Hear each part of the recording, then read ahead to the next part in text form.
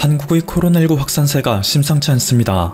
지난 3일 기준 한국의 코로나19 신규 확진자 수는 540명으로 나왔습니다. 이틀째 500명대로 만약 지금 방역구멍이 터지게 된다면 1일 확진자 수가 1,000명을 넘는 것은 시간 문제라 하죠. 그런데 이렇게 상황이 심각해지는 와중에 한 서울 시민이 보인 행보는 네티즌들의 질타를 불러 모으고 있습니다. 코로나 탈출 제주나들이. 현재 수도 서울을 중심으로 코로나19 확산이 심각해지자 그러한 서울에서 벗어나 제주도로 나들이를 갔다는 거죠. 이것은 지난 11월 23일부터 26일까지 총 3박 4일의 일정으로 이루어진 소규모 여행 프로그램이었는데요. 이것에 참여한 관광객 9명이 모두 코로나19 확진 판정을 받은 것으로 나와 현재 제주 방역당국은 비상에 빠진 상태입니다. 안 그래도 일전에 이른바 강남모녀 사건으로 인해 제주도는 외부로부터의 코로나19 바이러스 유입에 상당히 민감해진 상태인데 또다시 그 악몽이 시작된 것이죠. 원희룡 제주도지사는 기자회견을 통해 제주도는 코로나19로부터의 탈출을 위한 장소도 코로나19의 도피처도 아닙니다. 제주도를 사랑하는 만큼 조금의 의심 증상이라도 있다면 제주도 방문을 잠시 미뤄주길 간곡히 부탁드립니다. 라는 국민 호소를 했습니다.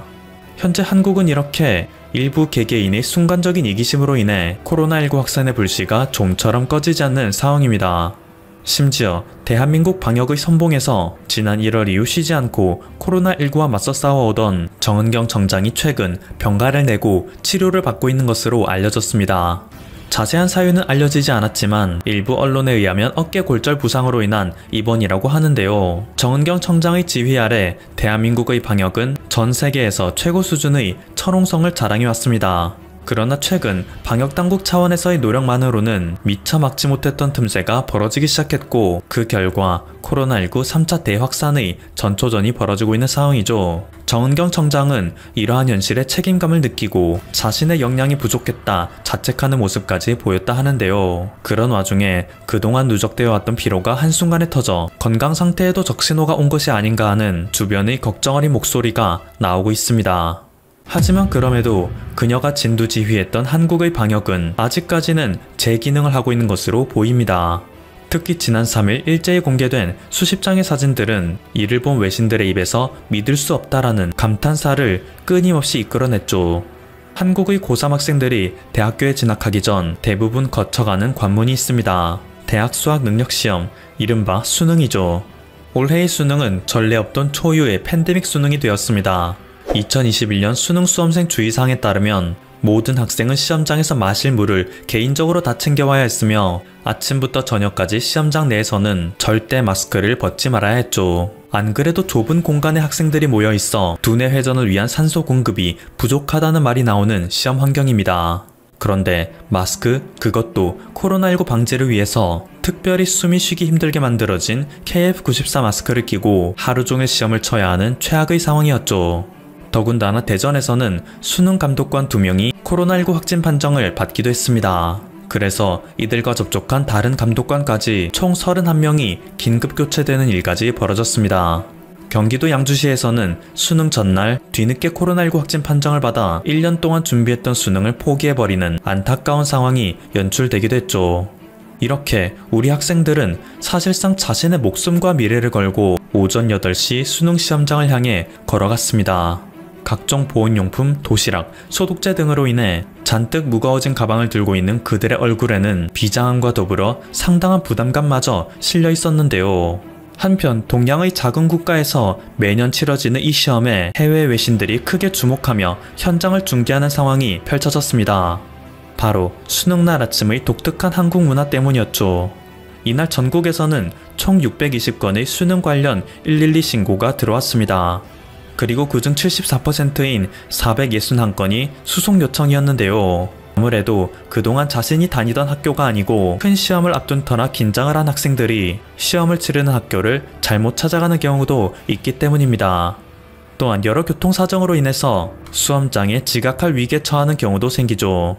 한국에서는 매년 이들을 수험장에 무사히 데려다주기 위한 경찰들의 특별수송작전이 펼쳐지는 것입니다. 이번 수능 역시 수많은 학생들이 경찰들의 도움으로 수험장에 안전하게 도착할 수 있었는데요. 전북 전주시 완산구에서는 오전 8시 5분쯤 한 수험생이 마스크가 훼손되어 울고 있던 것을 경찰이 발견하여 여분의 마스크를 챙겨주기도 했습니다.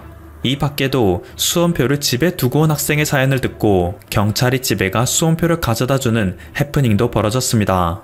물론 위 사례들의 경우 수험생 본인이 철저히 대비했어야 하는 문제이기에 본인의 잘못이 크다는 쓴소리 역시 나올 수 있는데요. 부산에서 전해진 다음의 소식은 들은 이들로 하여금 안타까운 마음을 들게 하는가 하면 안도의 한숨을 쉬게 하기도 했습니다.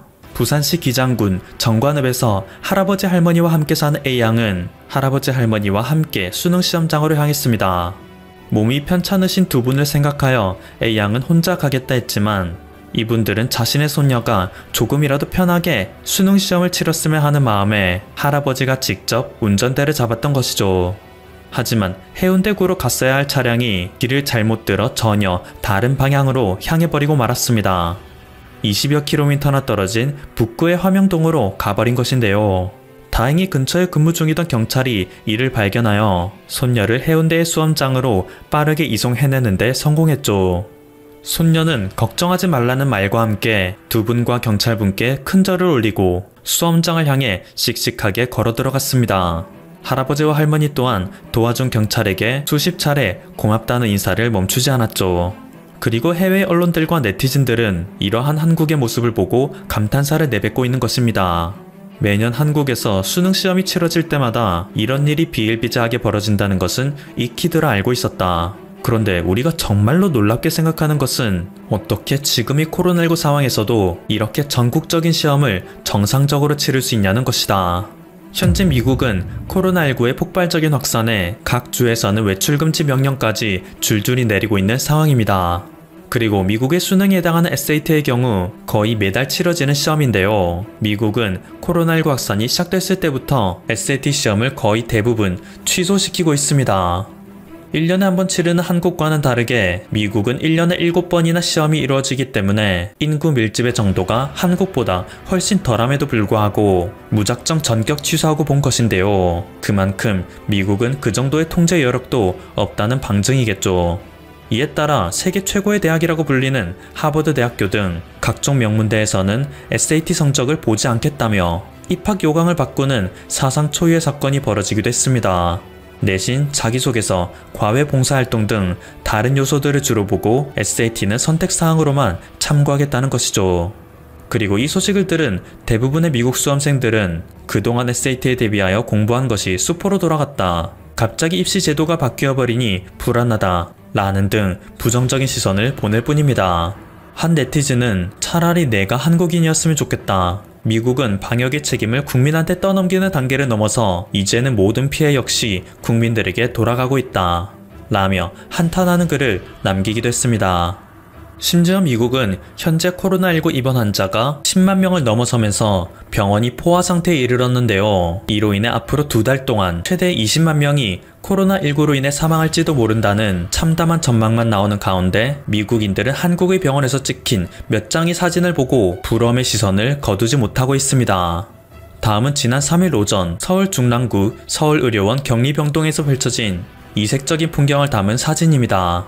방역복을 입은 사람들이 학생들의 뒤에 서 있는데요. 이것은 코로나19 확진 수험생을 위한 특별 격리 고사장입니다. 현재 한국을 제외한 모든 국가들은 일반 코로나19 확진자들도 모두 수용할 수 없을 정도로 병상 부족에 시달리고 있는 상황이죠. 말 그대로 의료 붕괴가 온 상태인데요. 한국은 어떻게 학생들을 위한 격리고사장을 병원에서 따로 마련해 줄 수 있을 정도로 병상에 여유가 있을 수 있냐는 의문을 던지고 있습니다.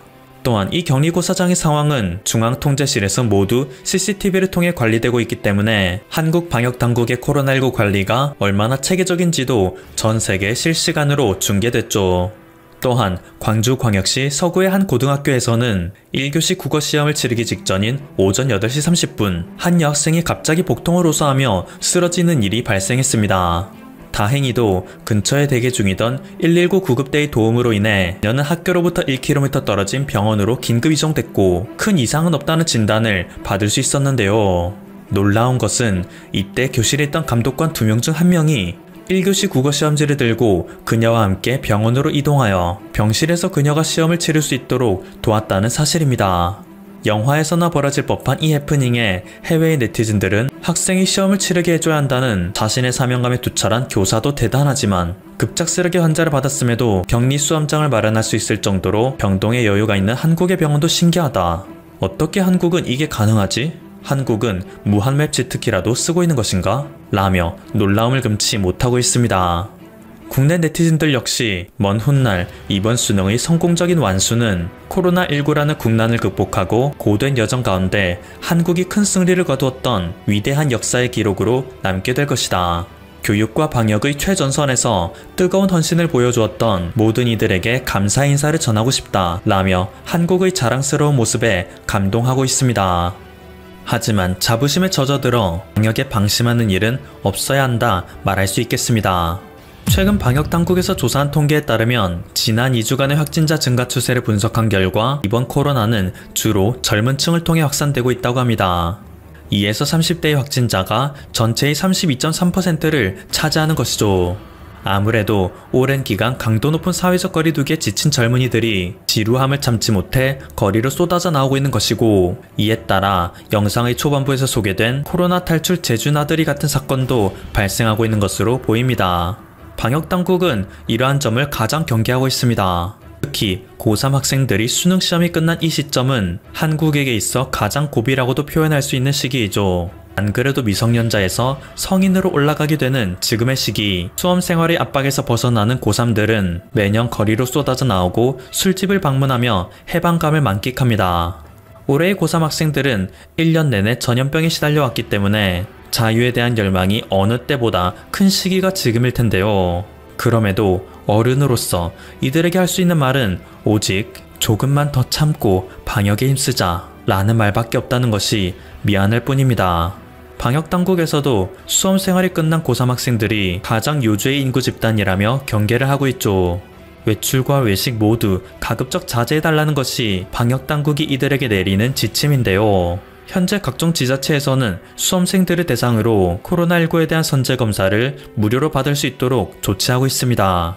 수능시험이 끝났다지만 이것은 대학 입학을 위한 관문 하나를 통과했을 뿐, 그들을 기다리는 것은 이제 대학의 논술과 면접시험 등 수많은 관문들이 더 있기 때문에 지금 코로나19에 걸린다면 이 시험들을 못 치르게 될 수도 있기 때문이죠.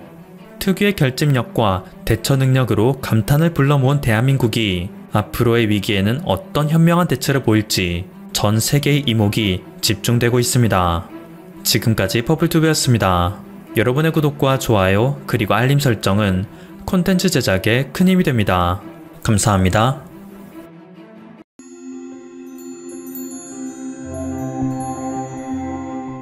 아랍에미레이트가 중동아시아 최초의 원자력 발전소 가동을 시작했습니다. 그리고 그것은 한국의 기술력으로 건설되어 많은 관심을 받고 있습니다. 이 과정에서 한국은 일본과 프랑스 등 다른 원자력 강국들을 제치고 그들에게 기술을 전수한 것이라 더욱 값진 결과를 얻었습니다. 이를 발판으로 체코에 새로운 원전도 건설하기 위해 노력 중입니다. 하지만 이것이 중동 아시아의 특성상 다른 국가의 전략적 공격 대상이 될 수도 있다는 우려와 아랍에미레이트 스스로가 핵무기의 연장선으로 나가기 위한 발판이 아니냐는 반론도 나오고 있는 상황이죠. 오늘은 이에 대해 분석해보도록 하겠습니다. 아랍에서 상업용 원자력 발전소가 가동된 것은 아랍에미레이트가 처음이다. 한국의 협력사들에게 감사함을 전한다. 아랍에미레이트 원자력공사 ENEC가 한 말입니다. 최근 한국의 원자력 발전소 건설의 능력을 세계에 보여준 일이 있습니다. 바로 아랍에미레이트에 건설된 바라카 원자력 발전소를 두고 하는 말입니다. 현지 시간으로 지난 1일 아랍에미레이트 원자력공사는 바라카 원자력 발전소 1호기의 시험 운전을 시작했다고 밝혔습니다. 이는 한국전력이 수출한 한국의 기술을 통해 지어진 것으로 아랍권에서는 최초의 원자력 발전소입니다. 이를 통해 이번 달까지 바라카 원전 1호기가 본격 가동을 시작하면서 아랍에미레이트의 전력 생산량이 크게 늘어날 전망입니다. 지금까지 한국에게 모래폭풍이 휘몰아치는 뜨거운 사막에서의 대규모 토목 공사는 더 이상 낯선 일이 아니었습니다. 리비아의 대수로도 건설했고 두바이의 버지 칼리파도 지었습니다. 그러나 바라카 원전은 기존과는 차원이 다릅니다. 단순한 토목 공사가 아니기 때문이죠. 현재 전 세계에서 원전을 설계 시공하는 기술을 가진 나라는 손에 꼽을 정도입니다. 한국, 프랑스, 러시아, 중국, 일본 정도가 전부인 상황이죠. 아랍에미레이트와 같은 열악한 자연환경에서의 원전 건설은 더욱 어려운 일입니다. 그런데 한국은 그들이 제시한 공사 기간도 맞췄고 예산도 초과하지 않았습니다. 기술상의 어려움도 겪지 않았지. 그렇기에 우리말로 축복을 뜻하는 바라카에 한국전력이 참여한 원전은 그 의미가 굉장히 큽니다. 그야말로 신의 축복이 내린 셈입니다. 바라카 원전은 아랍에미리트 수도 아부다비에서 서남쪽으로 270km 떨어진 곳에 위치해 있습니다. 이곳에는 한국형 원전인 APR-1400 4기가 있습니다. 2009년 12월 중동 지역 최초의 원전 건설 입찰에 프랑스, 일본 등의 원전 선진국과 경합이 있었죠. 한국전력은 원전 시공 능력, 안전 운영 기술력 등을 인정받아 원전 사업 역사상 최초의 수출이라는 괄목할 만한 성과를 이뤄냈습니다. 그야말로 사막의 기적을 만든 것입니다. 시공 당시 바라카 원전의 안전기술은 일반적으로 통용되는 국제 기준보다 더 엄격했지만 이 기준을 모두 만족했기에 공정이 무사히 마치게 되었죠. 사막이라는 악조건 속에서도 착실하게 진행된 공사 탓인지 바라카 원전은 세계의 원자력 관계자들의 벤치마킹 모델로 급부상하게 됩니다. 현재 기존의 원전 강국인 핀란드나 프랑스 등이 해외에서 건설하는 원전 준공이 지연되는 경우도 많고 예산도 초과되고 있기에 한국의 우수한 공정률과 기술력은 이들과 비교하여 한층 더 주목받고 있는 상황입니다.